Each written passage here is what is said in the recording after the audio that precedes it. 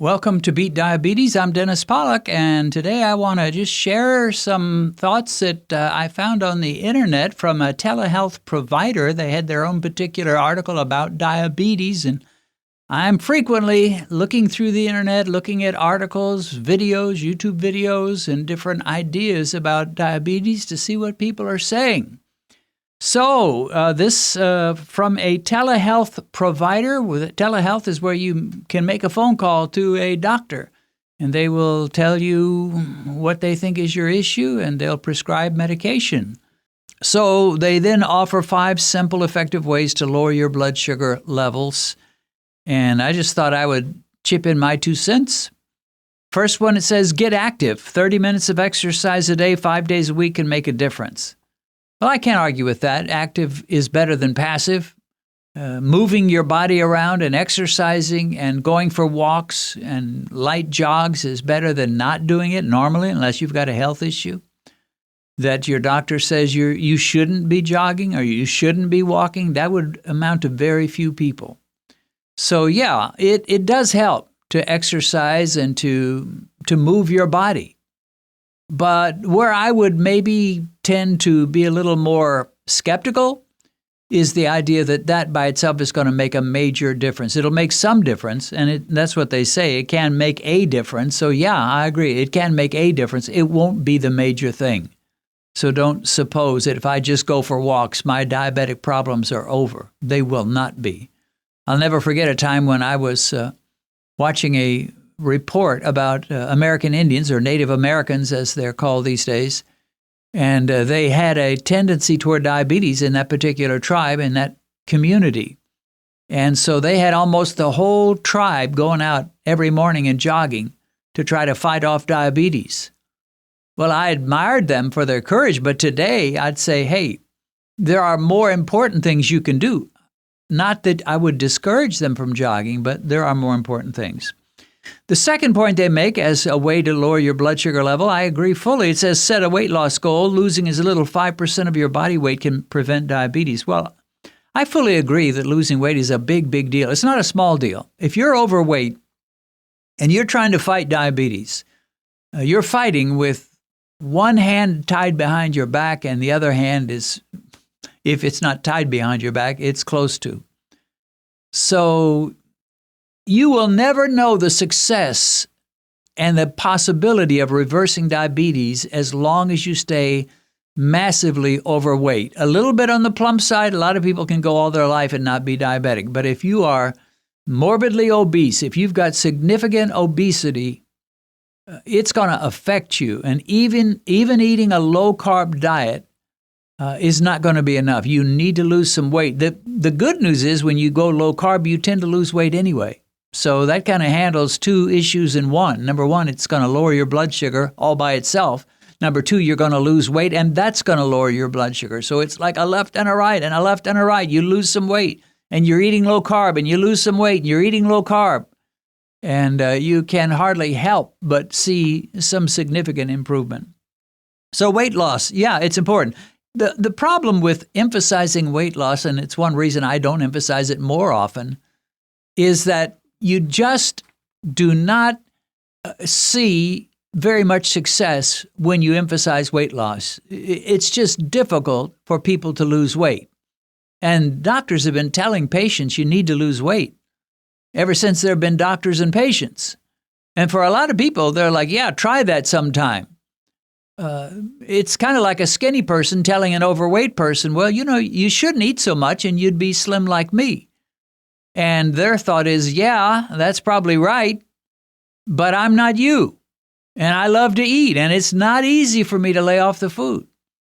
So while it's true that losing weight can make a big difference, if your plan is just, I need more willpower, I just need more willpower, and I'll lose the weight and I won't have problems with diabetes, that's probably not going to be good enough for most people.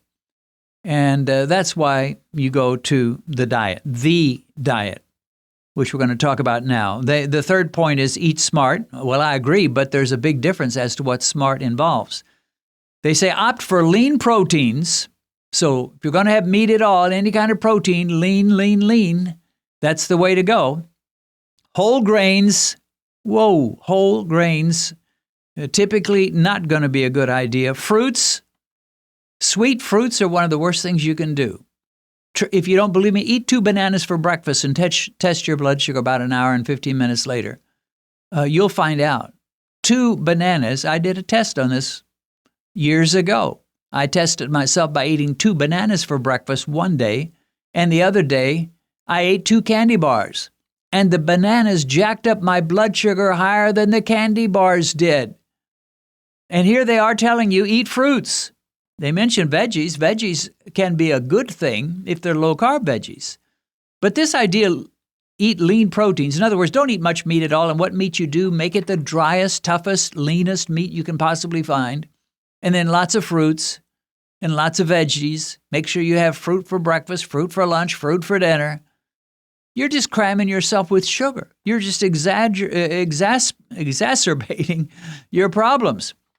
Now, this idea of fruits and veggies and lean protein, that's 50-year-old advice. That comes from 1975, folks.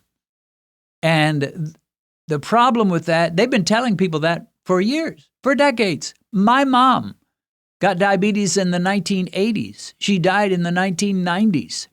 That was the advice they gave her. They've been giving that advice to diabetics for a generation now. And it almost never works.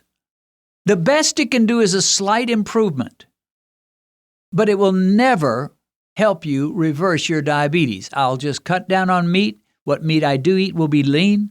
I'll eat plenty of fruit, plenty of vegetables, whole grains. I'll give up my white bread. I'll start eating brown bread. I'll give up my white rice. I'll start eating brown rice. It has never worked. It didn't work in my mom's generation. It doesn't work in this generation. And if somebody's watching this video 100 years from now, it's not going to work for you either. Why would you take advice that has never worked or rarely worked? Again, it can improve things a little bit, but not much. You're using stale, worn out, tired advice. Nobody could prove the reality of it, and now experience for the last 50, 60 years has proven just the opposite. It's just going to be a nightmare for you if you think you can just do the whole grains and the fruits and the vegetables and the lean meat. No fat at all. You know, I like old cars. And once in a while, I'll watch a YouTube video, or I haven't done it lately, but I've seen a few, where they'll take some ancient car, like something from the 1930s or 20s, that's been sitting in a garage or maybe even sitting out in the woods somewhere, and some expert mechanic will find a way to make it start. And I just admire guys like that. I could sure never do it, but they can. And if someone gave me an old car to drive, it would be great as a fun car to go out with occasionally, but I would never make it my main car. We've improved tremendously since the 1920s and 30s. We've improved since the 1980s. I remember a car I got, actually I guess it was in the late 70s. It was a Pontiac Le Mans. And the thing was worn out in about 10 years. Now, I didn't buy it new, but it wasn't that old when I bought it. And by the time I had it, it was about 10 years old. The thing was on its last tires. Same thing is true. I had a 62 Plymouth Belvedere. And within about 10 years of its creation, the thing was shot. It was messed up every way a car could be messed up. And I just had to junk it. I think we sold it for $50 or $75. It was just a mess. Why would you take something old when we've got so much better cars these days? I'm driving a Hyundai that's over 20 years old and is still working well. They know how to make cars a lot better now than they ever did before. Now, the same is true with metabolic advice and guidance. We know better than they did in 1975. 1975, that's all they knew to do. Quit eating the white bread. Quit eating the white rice. Start eating more fruits and vegetables. That's all we knew to say. It sounded right. It sounded reasonable. It just didn't work. Didn't work then, doesn't work now. And yet here we have something that's on the internet. Back in 1975, there was no internet. Now we've got the internet, and they're putting up the same old, tired, worn-out, stale advice they would have given your parents, maybe even your grandparents. They say, mind your stress levels. Well, again, stress can raise blood sugar, but it's not the big deal. By all means, you should have as much of a stress-free life as possible. There's some things we cannot do about stress. Some stress issues will come up in your life, and I've had them. And there's not a thing you can do much about it except to weather the storm. Read the Psalms, talk to God about it. But stress in general will raise blood sugar. They even say go to a psychiatrist or get help from a mental health specialist. Well, how about just don't eat that baked potato? Don't eat that big bowl of sugary cereal. Don't eat that donut instead of going to a psychiatrist to lower your stress. And then the last point they make as to how to lower blood sugar, call in an expert, book an online diabetes consult for personal guidance to help you control your blood sugar. Well, this is from a telehealth website, so naturally they would say, book an online consult. In other words, use us and we'll tell you. And what will they tell you? Exactly what I just read. Be active, set a weight loss goal, eat smart, whole grains, fruits, veggies, lean proteins. Mind your stress levels. And then, of course, you've called in an expert who will tell you the same thing. How about find something that really, really works? My question to these people is that all you got? I mean, you made some good points. Lose weight, that's not bad. But you don't even tell them the best way to lose weight, which is don't jack up your insulin levels and your weight will tend to go down. But is that the best you can do? Give us 50-year-old advice? Well, let me give you some modern advice.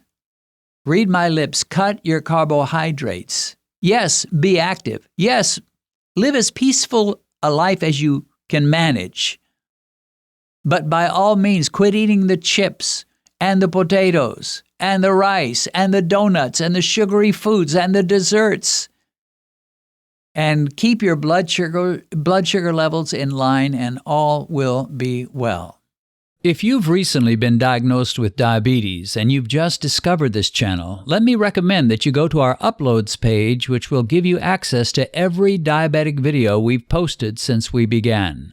As you work your way through all our videos, I believe you'll find the help you need.